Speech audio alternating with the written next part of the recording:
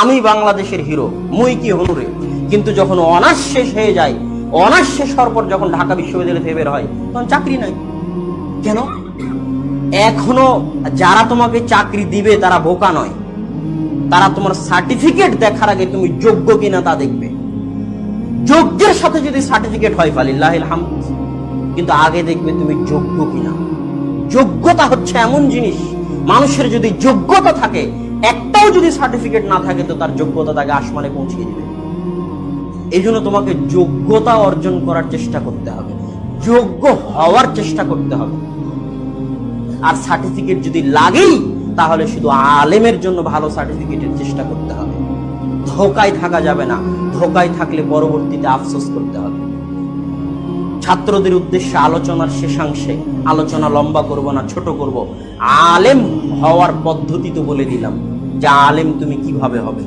কিন্তু আলেম হওয়ার এই লম্বা রাস্তায়, এই দীর্ঘ রাস্তায় কি কি বৈশিষ্ট্য তোমাদের জন্য জরুরি, কি কি কাজ তোমাদের জন্য জরুরি, তার এক নাম্বার হচ্ছে সময়। একটা কথা মনে রাখবে, ছোট থেকে ছোট ছেলেরাও বুঝতে পারবা কথাটা, যে একজন গরিবকেও আল্লাহ প্রত্যেকদিন 24 ঘন্টা দেয়, একজন ধনীকেও আল্লাহ প্রত্যেকদিন 24 ঘন্টা দেয়। যার হাত পা ঠিক আছে তাকেও আল্লাহ 24 ঘন্টা দেয়, যার হাত পা লুলা ন্যাংরা কানা তাকেও আল্লাহ 24 ঘন্টা দেয়। একটা মায়ের 5 জন 6 জন সন্তান, ওই মায়ের 5-6 জন সন্তানকে আল্লাহ 24 ঘন্টা দিয়েছে। জামিয়া সালাফের 1000 ছাত্র, 1000 ছাত্রকে আল্লাহ প্রত্যেকদিন 24 ঘন্টা দেয়। কিন্তু আজ থেকে 12 বছর পরে 1000 ছাত্রের কেউ থাকবে আসমানের তারকা হয়ে, আর কেউ থাকবে রিক্সা চালক হয়ে। কেন? এই 24 ঘন্টা সময় যে কাজে লাগিয়েছে সে আসমানের তারকা। আল্লাহ সময় দিতে কাউকে কার্পণ্য করেন, এটা আল্লাহর ইনসাফ। যে আজকে কোটিপতি তাকে আল্লাহ 24 ঘন্টা সময় দিয়েছে, যে আজকে দরিদ্র তাকে আল্লাহ 24 ঘন্টা সময় দিয়েছে। তাহলে কোটিপতি কেমনে কোটিপতি? একই মায়ের 6টা-7টা সন্তান, সবাইকে আল্লাহ 60 বছর বয়স দিল, প্রত্যেকদিন 24 ঘন্টা দিল একজন প্রেসিডেন্ট আর একজন রিক্সা চালক। কেন? 24 ঘন্টা সময়কে যে কাজে লাগিয়েছে সে প্রেসিডেন্ট হয়েছে, সে আলেম হয়েছে, সে ইমাম বুখারী হয়েছে, সে আহমদ বিন হাম্বল হয়েছে, সে ইবনে তাইমিয়া হয়েছে। আমি যদি তোমাকে জিজ্ঞেস করি তোমার বাড়ি কোথায়, তুমি বলবো আমার বাড়ি বগুড়া, তুমি বলবো আমার বাড়ি গাইবান্ধা, তুমি বলবো চাঁপাইনবাবগঞ্জ। আমি বলবো ভুল কথা, তুমি ভুল বলতেছো। তোমার বাড়ি বগুড়া, গাইবান্ধা, চাঁপাইনবাবগঞ্জ নয়। আমার জন্মসাল 1993, আমার বাড়ি 1993 থেকে নিয়ে যতদিন আমি বাঁচবো এটা আমার বাড়ি। এই সময়টার মধ্যে আল্লাহ আমাকে পাঠিয়েছে। এই সময় আমি মদিনাতেও থাকতে পারি, এই সময় আমি বাংলাদেশেও থাকতে পারি, এই সময় আমি ঢাকাতেও থাকতে পারি। আমার আসল বাড়ি হচ্ছে আমার সময়। তুমি যদি 2000 সালে জন্মগ্রহণ করো, আর যদি 2080-তে তোমার মৃত্যু লেখা থাকে, তাহলে তোমার বাড়ি হচ্ছে 2000 থেকে 2080 সাল। এই সময়ের মধ্যে আল্লাহ তোমাকে পাঠিয়েছে। এই সময়ের মধ্যে তুমি জামিয়া সালাফিয়াতেও থাকতে পারো, তোমার গাইবান্ধার বাড়িতেও থাকতে পারো। তোমার আসল বাড়ি হচ্ছে তোমার সময়। ইয়া ইবনে আদম আন্নাকা ওয়াক্তুন আন্নাকা আইয়াম, হে আদম সন্তান তুমি হচ্ছে সময়। তোমার জীবন হচ্ছে সময়, তোমার জীবনের অপর নাম হচ্ছে সময়, তোমার থাকার বাড়ি হচ্ছে সময়, সবকিছুই সময়। যে সময়কে কাজে লাগাবে সে একদিন বড় হবে, আর যে সময়কে কাজে লাগাবে না সে বড় হতে পারবে না। আন্নাল ওয়াক্তা সাইফুন, সময় হচ্ছে তরবারির মতো। ইন তাকতাহু ইল্লা তাকতাহু ফাইন্নাহু ইয়াকতাউ, যদি সময়কে তুমি না কাটো তাহলে সময় তরবারির মতো তোমাকে কেটে দিবে। অতএব ছাত্র শুধু নয়, পৃথিবীর যে যেখানে যে পর্যায়ে আছে, একজন ইঞ্জিনিয়ার, একজন ব্যবসায়ী, একজন কৃষক, একজন আলেম, একজন ছাত্র, একজন লেখক, যারা যেখানে আছে কেউই সেখানে সফল হতে পারবে না যতক্ষণ না তার সময়কে কাজে লাগাবে। একজন ব্যবসায়ী তখনই ভালো ব্যবসায়ী হবে, সফল ব্যবসায়ী হবে, যখন তার সময়কে সঠিকভাবে কাজে লাগাবে। একজন ছাত্র তখনই ভালো ছাত্র হবে যখন তার সময়কে সঠিকভাবে কাজে লাগাবে। আলেম হওয়ার পথে সবচেয়ে বড় বৈশিষ্ট্য হচ্ছে সময়কে মূল্যায়ন করা শিখতে হবে। সময়ের ক্ষেত্রে স্বার্থপর হতে হবে। স্বার্থপর হওয়া বুঝো, মানুষ টাকা পয়সার ক্ষেত্রে স্বার্থপর হয়। আরে আমার 10টা টাকা ওকে দিয়ে দিব, স্বার্থপর, নিজের স্বার্থটা বুঝে। আমার লুঙ্গি ওকে ব্যবহার করতে দিব, আমার লুঙ্গি সে নষ্ট করে দিবে, নিজের স্বার্থ এটা সে বুঝে। আমার বিছানা ওকে ব্যবহার করতে দিব, এটা নিজের স্বার্থ বুঝে। তো অন্য সকল ক্ষেত্রে তুমি স্বার্থপর হও আর না হও, সময়ের ক্ষেত্রে তোমাকে স্বার্থপর হতে হবে। আরে আমার সময় ওর সাথে ঘুরতে যাব, এটা আমার সময়, ওর সাথে ঘুরতে গিয়ে ব্যয় করবো, এর নাম স্বার্থপর। আর স্বার্থপর হলে খারাপ ব্যবহার করতে হয়। তোমাকে ডাকলো, চল বন্ধু একটু ঘুরে আসি, তখন বলতে হবে না আমার সময় নাই, এর নাম স্বার্থপর হওয়া।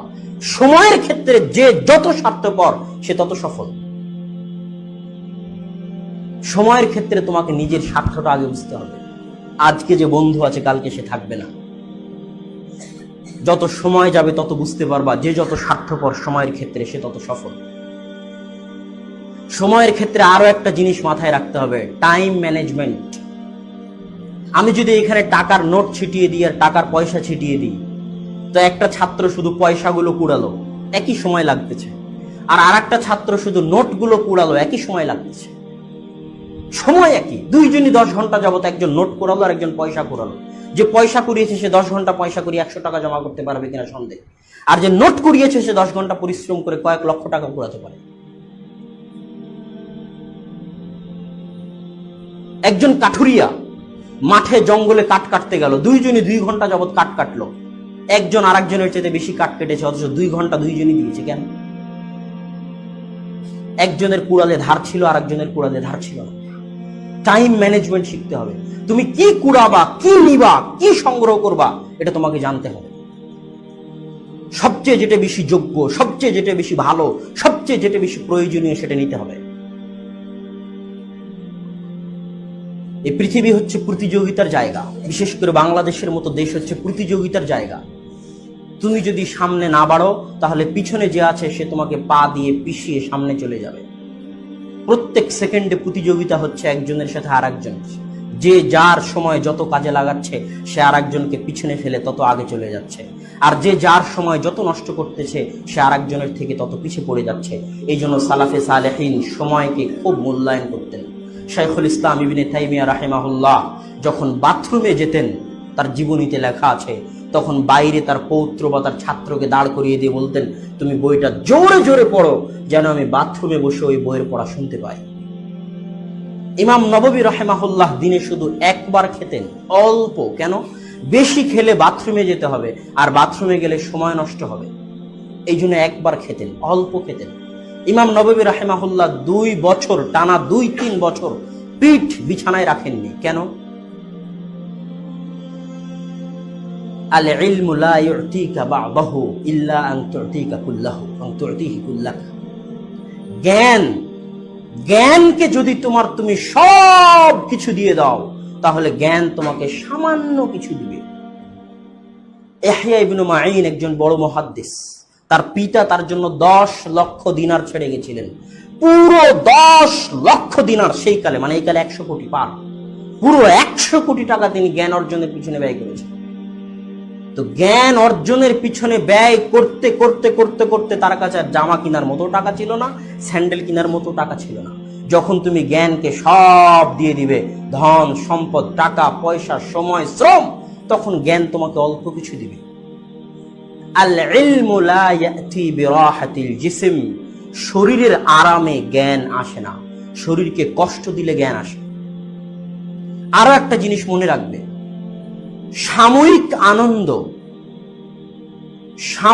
আনন্দ লং টার্ম পেইনের জন্য দায়ী, আর শর্ট টার্ম পেইন, সাময়িক কষ্ট লং টার্ম প্লেজার নিয়ে আসে, দীর্ঘস্থায়ী শান্তি সুখ নিয়ে আসে। এখন সামান্য খেলাধুলা, সামান্য গল্প, সামান্য বাইরে যাওয়াতে একটা আনন্দ হচ্ছে, এই সাময়িক আনন্দ দীর্ঘস্থায়ী দুঃখ নিয়ে আসবে, জীবনে ব্যর্থ হয়ে যাবে, জীবনে সফল হতে পারবে না। আর সাময়িক যদি কষ্ট হও, ঘরে বসে থেকে পড়তে একটু কষ্ট হচ্ছে, সবাই গল্প করতেছে আমি গল্প করতেছি না, একটু কষ্ট হচ্ছে, সবাই খেলতে গেছে আমি খেলছি না, একটু কষ্ট হচ্ছে, সবাই খাচ্ছে আমি খাচ্ছি না, একটু কষ্ট হচ্ছে। এই সাময়িক কষ্টগুলো একদিন চিরস্থায়ী আনন্দ এবং সফলতা সুখ নিয়ে আসবে। অতএব আমরা আলোচনা করছিলাম যে আলেম হওয়ার পথে সবচেয়ে বড় 1 নম্বর বৈশিষ্ট্য হচ্ছে সময়কে মূল্যায়ন করতে হবে। 2, পরিশ্রম করতে হবে, যে যত পরিশ্রমী সে তত সফল।